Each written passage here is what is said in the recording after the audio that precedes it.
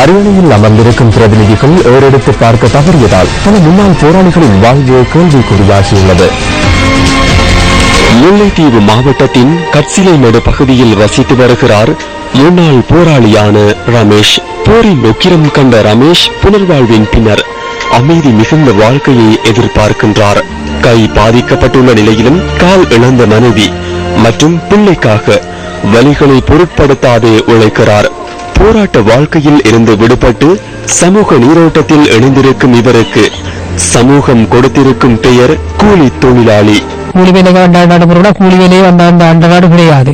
உடம்புள்ள செல் பிசில துண்டுகளும் அதை கையுண்ட பலக்கை முறிவு இந்த பலக்கையால் பரவும் தூக்கினாது. வெளிநாட்டுல இருந்து உதவிகளை தமிழ் தேசிய கூட்டமைப்போ இல்ல போராளிகளுக்கு அங்கே வேண்டிய போராளிகளை கொண்டு சேர்த்துக்கிட தகவல் ஒன்று வருது. அந்த தகவல் அடிப்படையை பார்க்க போனா நாங்கள் இப்ப கோடீஸ்வரா இருக்கிற உதவி கிடைக்க பெற்றிருந்தால் இதனையும் இந்த உதவியும் கிடைக்கல. அந்த காசுலாம் எங்க போகுது என்ன நடக்குதுன்றது உங்களுக்கு இன்னும் தெரியல. ஒரு கிணறு கட்டி கட்ட காசுல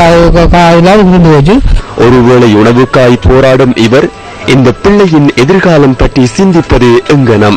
என் மக்கள், என் சமூகம், என் தேசம் என கூச்சலிடுபவர்களை எதிர்பார்த்து ஏதோ ஒரு நம்பிக்கையுடன் காத்திருக்கிறது இந்த குடும்பமும்.